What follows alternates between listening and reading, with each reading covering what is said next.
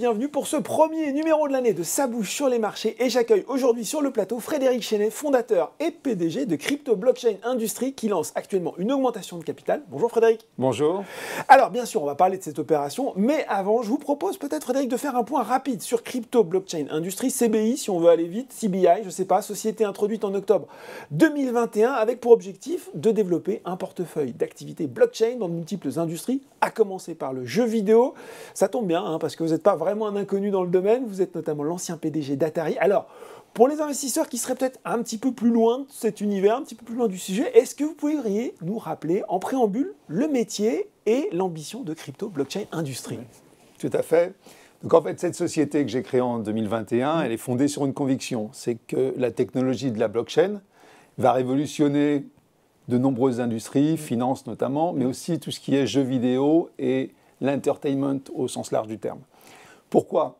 Parce qu'en fait, cette technologie permet d'identifier un actif digital, de le valider, et ensuite de permettre de façon sécurisée un transfert direct entre les détenteurs. Donc c'est ça qui change. Ça va changer les jeux vidéo en ce qui nous concerne, ça va changer aussi d'autres activités comme la musique. Donc sur cette base, on développe un monde virtuel, Alphaverse, qui est ouvert, gratuit, qui fonctionne en monnaie classique ou en crypto. Et c'est ça qui est le cœur de l'activité de la société. Et on a aussi d'autres participations dans les sociétés, mais c'est vraiment le cœur, c'est l'Alphaverse. Alors justement, il va falloir nous en dire un petit peu plus. C'est l'un des projets les plus avancés de Crypto Blockchain Industries, Alphaverse, monde virtuel, métavers, qui doit ouvrir cet été, si j'ai bien retenu. Comment va fonctionner cet univers? Alors, donc il est déjà ouvert parce qu'on a déjà fait la première saison et là on ouvre la deuxième saison à partir de février. D'accord. Donc c'est un monde en fait qui fonctionne avec des devises classiques ou des cryptos et qui permet en fait de connecter différents univers. Donc il y a une place centrale qui permet en fait qui est un point d'entrée dans ce monde et ensuite on connecte à cette place centrale des univers dédiés à des expériences particulières. On connecte aussi des mondes qui sont développés par des tiers, mais ce qui nous permet d'avoir une couverture très large. Donc aujourd'hui, en ce qui nous concerne, on a plus de 10 mondes qui sont en cours de développement. On a plus de 50 personnes qui travaillent, donc généralement dans des studios spécialisés, des studios externes. On a des mondes sur la musique, on a des mondes sur le football, on a des mondes sur des jeux vidéo. Et c'est toute une série d'expériences connectées à un point d'entrée unique. Et ce que vous disiez, en fait, c'est que grâce à la blockchain, on va pouvoir faire peut-être des microtransactions, c'est ça, entre joueurs de façon sécurisée ou pour acheter des NFT, par exemple, ou des items dans les mondes qu'on visite, par exemple. Voilà, donc c'est ça où, en fait, et cette technologie, elle est là pour rester, c'est vraiment une conviction, c'est un peu comme l'Internet ou les smartphones. Cette technologie, alors que dans des jeux classiques, cette technologie n'est pas là et donc on ne permet pas des transferts facilement et de façon sécurisée entre utilisateurs. Avec cette technologie, on va avoir d'autres types d'expériences, des NFT entre autres, mais il y a beaucoup d'autres expériences qui sont envisageables. Tous les joueurs ont l'expérience de cet item qu'on croit avoir acheté et puis on ne le retrouve plus dans cet inventaire. Donc on voit bien ce que ça peut amener. Alors c'est donc pour accélérer le développement d'Alphaverse dans l'univers du football, vous l'avez évoqué, que vous réalisez cette augmentation de capital, augmentation de 4,9 millions d'euros avec maintien du droit préférentiel de souscription, de DPS. Il faut préciser que Care Venture, principal actionnaire de CBI, souscrit à hauteur d'1 million d'euros. Il garantit la bonne fin de l'opération. Opération ouverte jusqu'au 1er février. Comment vous allez utiliser l'argent levé et pourquoi finalement peut-être prioriser, mais vous allez peut-être me dire que ce n'est pas forcément une priorisation, ce développement dans le football? Alors, donc, on a créé déjà cette place centrale, ce hub.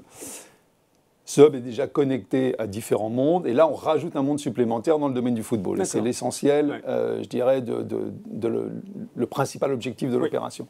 Pourquoi? Parce qu'en fait, pour ces clubs de foot, donc on va les annoncer au fur et à mesure, on développe des mondes virtuels pour chacun d'entre eux, avec reproduction des stades, reproduction des centres d'entraînement, et ce qui nous permet en fait non seulement de diffuser du contenu, mais aussi permet à nos utilisateurs d'acheter des places dans les stades virtuels, de participer à des tombolas, des tirages au sort, des mini-jeux pour gagner des avantages dans la vie réelle. Donc des maillots, des places au stade. Donc ça, c'est l'objectif essentiel puisque ça va reprendre 65% environ du produit de l'émission. Et en plus, on a, puisque compte tenu de l'expérience qu'on a dans le domaine du jeu vidéo, on a de nombreuses opportunités en fait, de développement de jeux ou d'acquisition de jeux existants.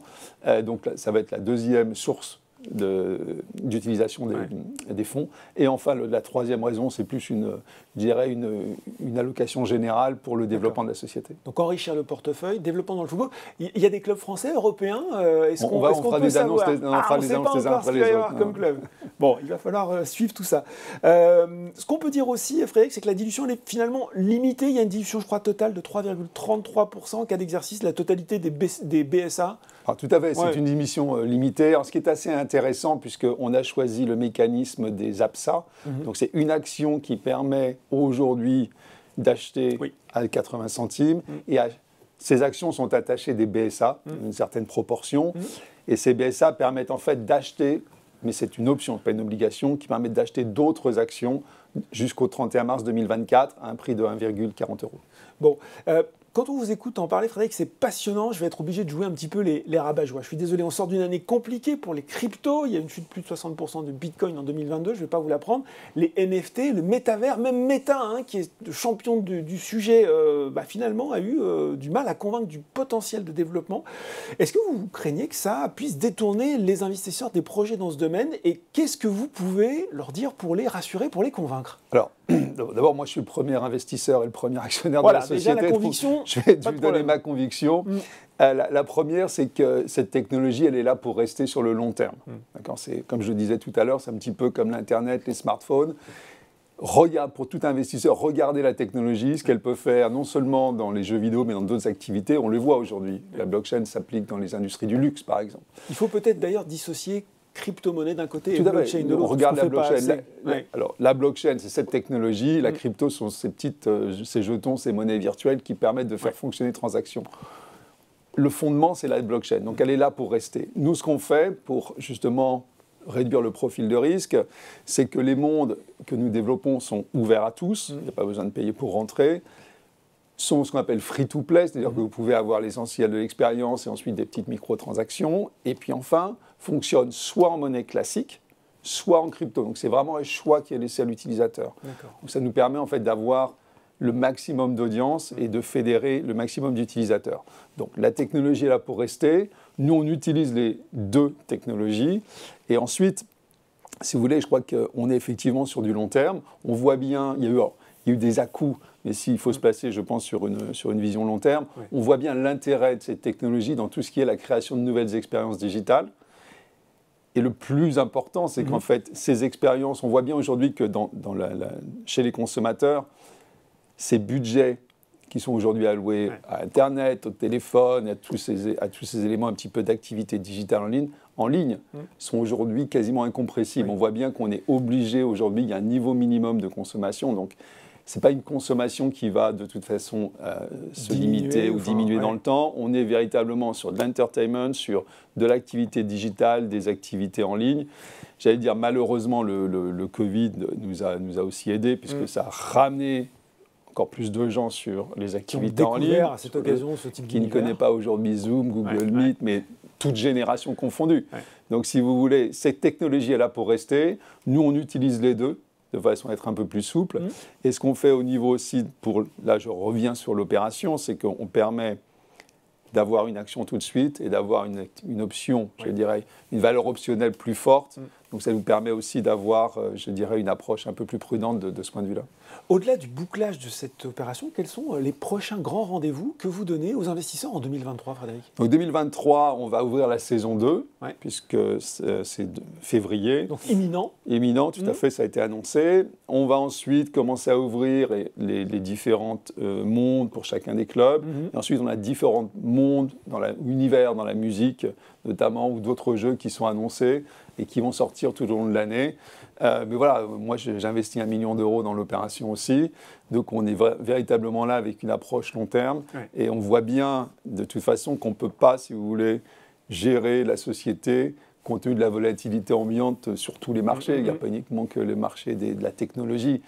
Tous les marchés sont aujourd'hui très volatiles. C'est un peu compliqué. Donc on est obligé d'avoir une approche nécessairement long terme, et c'est ce que j'essaye de faire. Bon, et tous les fans de foot vont rester rivés sur Internet pour savoir si leur club va faire partie d'Alphaverse. Voilà, merci beaucoup pour ces explications, Frédéric Chanet, PDG de Crypto Blockchain Industries. Merci beaucoup. Et je le rappelle, si vous souhaitez souscrire à l'opération, elle est ouverte jusqu'au 1er février inclut une action existante donne droit à 1 DPS et 40 DPS permettent de souscrire à une APSA au prix de souscription de 0,80 €. Ça bouge sur les marchés. C'est fini pour aujourd'hui. À très bientôt pour un nouveau numéro.